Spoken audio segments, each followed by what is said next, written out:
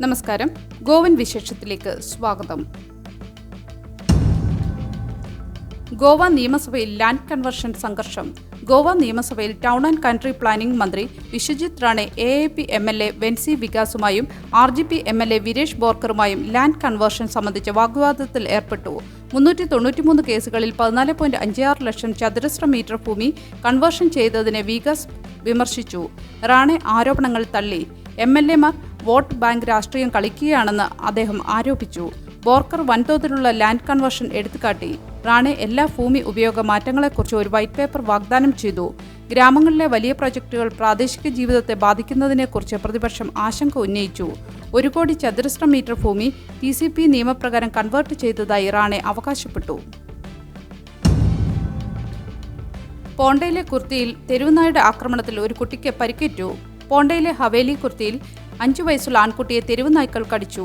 2 ആഴ്ചയ്ക്കുള്ളിൽ നായ്ക്കളുടെ ആക്രമണത്തിൽ 5ാമത്തെ കേസാണിത്. വീടിന് പുറത്ത് ആക്രമിക്കപ്പെട്ട കുട്ടിയെ പരിക്കേറ്റ് സബ് ജില്ലാ ആശുപത്രിയിൽ പ്രവേശിപ്പിച്ചു. നേരത്തെ കുർത്തിയിൽ അന്ത്രുജ് നഗറിൽ 5 വയസ്സുകാരിയെ നായ്ക്കൾ ആക്രമിച്ചിരുന്നു. ബോക്മാലോയിൽ വളർത്തുനായും കാന്തോളിമിൽ റോഡ് വീലറും ആക്രമിച്ച സംഭവങ്ങളും റിപ്പോർട്ട് ചെയ്തിട്ടുണ്ട്. തെരുവുനായ ശല്യം നിയന്ത്രിക്കാൻ നടപടി സ്വീകരിക്കണമെന്നാവശ്യപ്പെട്ട് നാട്ടുകാർ രംഗത്തെത്തിയിട്ടുണ്ട്. സാലിഗാവിനടുത്ത് ഇരുചക്ര വാഹനങ്ങൾ കൂട്ടിയിടിച്ച് 2 പേർ മരിച്ചു. ബുധനാഴ്ച രാത്രി സാലിഗാവിന് സമീപം 2 സ്കൂട്ടറുകൾ കൂട്ടിയിടിച്ച് 2 യുവാക്കൾ മരിക്കുകയും മറ്റ് 2 പേർക്ക് പരിക്കേൽക്കുകയും ചെയ്തു. കാസർഗോഡ് സ്വദേശി മുഹമ്മദ് ഫറാസും ഓംകാർ കർപ്പൂർക്കറുമാണ് മരിച്ചത്. കാസിനോ ജീവനക്കാരനായ ഫറാസ് ഓടിച്ചിരുന്ന 2 വീലർ എതിരെ വന്ന ഓംകാറിന്റെ 2 വീലറുമായി കൂട്ടിയിടിക്കുകയായിരുന്നു. കരാപുർക്കറും ദിബേഷ് പെഡ്നേക്കറും സാലിഗാവിൽ നിന്ന് മപ്സയിലേക്ക് യാത്ര ചെയ്യുകയായിരുന്നു. ഫറാസും ജുബിൻ സുൽത്താനയും എതിർദിശയിലാണ് സഞ്ചരിച്ചിരുന്നത്. സംഭവത്തിൽ 4 പേർക്കും ഗുരുതര പരിക്കേറ്റിരുന്നു. മപ്സയിലെ ജില്ലാ ആശുപത്രിയിൽ എത്തിച്ചെങ്കിലും കരപുർക്കറും ഫറാസും മരിച്ചു. പെഡ്നേക്കറും സുൽത്താനയും ഗോവ മെഡിക്കൽ കോളേജിൽ ചികിത്സയിലാണ്. സാലിഗാവ് പോലീസ് അന്വേഷണം നടത്തുന്നു. ഗോവ മെഡിക്കൽ കോളേജിൽ പോസ്റ്റ്മോർട്ടം നടപടികൾ പൂർത്തിയാക്കിയ ഫറാസിന്റെ മൃതദേഹം ബന്ധുക്കൾ ഏറ്റുവാങ്ങി കൊണ്ടുപോയി. റെയ്സ്മാഗോസിലെ ആഡംബര റിസോർട്ടുകൾക്കുള്ള ഭൂമി പ്രഖ്യാപനം. സ്പാർക്സ് ഹെൽത്ത് കെയർ പ്രൈവറ്റ് ലിമിറ്റഡിന്റെ 5 സ്റ്റാർ 4 സ്റ്റാർ റിസോർട്ടുകൾക്കായി ഗോവ സർക്കാർ ബാർദേസിലെ റെയ്സ്മാഗോസിൽ 31,280 ചതുരശ്ര മീറ്റർ ഭൂമി പ്രമോഷൻ സോണായി വിജ്ഞാപനം ചെയ്തിട്ടുണ്ട്. ഹോട്ടലുകൾ, multi level car parking, landscaping, പ്രവേശന റോഡുകൾ എന്നിവ ഉൾപ്പെടുന്നു. പൊതുജനങ്ങളുടെ എതിർപ്പ് അപര്യാപ്തമാണെന്ന് കണ്ടെത്തി ഇൻവെസ്റ്റ്മെന്റ് പ്രൊമോഷൻ ബോർഡ് തത്വത്തിൽ അംഗീകരിച്ചു. ടൂറിസത്തെയും നിക്ഷേപത്തെയും പ്രോത്സാഹിപ്പിക്കുക എന്ന ലക്ഷ്യത്തോടെ ഒരു വിജ്ഞാപനം പുറപ്പെടുവിച്ചിട്ടുണ്ട്. ഗോവയിൽ തീരിയോ നിയമവിധേയമാക്കാൻ MLA-മാർ. ഗോവ നിയമസഭയിൽ എല്ലാ പാർട്ടികളിലെയും MLA-മാർ കാളപ്പോര് നിയമവിധേയമാക്കണമെന്ന് ആവശ്യപ്പെട്ടു. ഇത് സാംസ്കാരിക പ്രാധാന്യമുള്ളതാണെന്ന് ചൂണ്ടിക്കാട്ടി.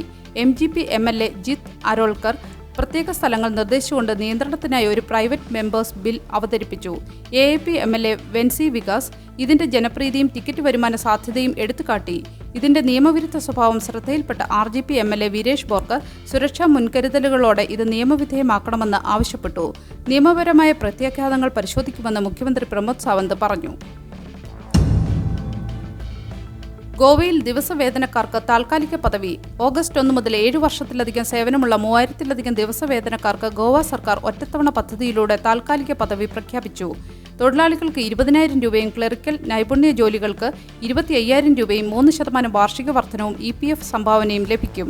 അവധി ആനുകൂല്യങ്ങളും പെൻഷൻ, ഇൻഷുറൻസ് പദ്ധതികൾ രജിസ്ട്രേഷനും ലഭിക്കും.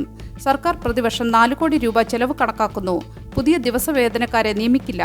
ഭാവി ആവശ്യങ്ങൾ ഗോവ ഹ്യൂമൻ റിസോഴ്സ് ഡെവലപ്മെന്റ് കോർപ്പറേഷനിലൂടെ ഔട്ട്സോഴ്സ് ചെയ്യും. നല്ലൊരു ദിവസം ആശംസിച്ചുകൊണ്ട് ഈ വാർത്താ ബുള്ളറ്റിൻ പൂർണ്ണമാകുന്നു. എല്ലാ ദിവസവും വാർത്തകൾക്കായി ഫോളോ ചെയ്യണമെന്നും വാർത്തകളുടെ നോട്ടിഫിക്കേഷൻ ലഭിക്കാനായി ബെല്ലൈക്കൺ എനേബിൾ ചെയ്യണമെന്നും അഭ്യർത്ഥിക്കുന്നു.